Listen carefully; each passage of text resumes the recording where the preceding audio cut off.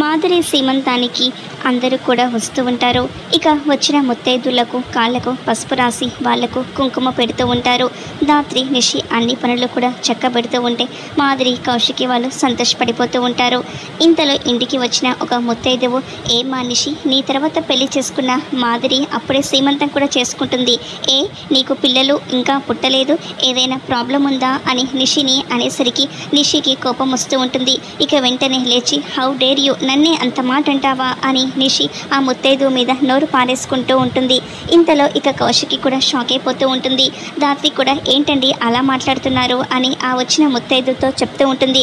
వాళ్ళు ఎప్పుడు పిల్లల్ని కనాలనుకుంటారో అప్పుడు ప్లాన్ చేసుకుంటారు, మధ్యలో మీకు వచ్చిన ఇబ్బంది ఏంటి అని ధాత్రి కూడా నిషికి సపోర్ట్గా వచ్చిన ముత్తైదుతో అంటూ ఉంటుంది.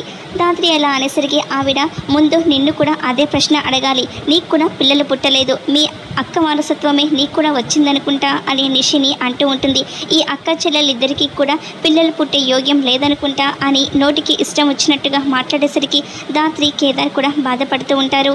ఇక ధాత్రి కేదార్ వైపు చూసి బాధపడిపోతూ ఉంటుంది. మరి ఇప్పటికైనా ధాత్రి నిషి పిల్లల్ని కంటారా? ఏం జరుగుతుందో చూద్దాం.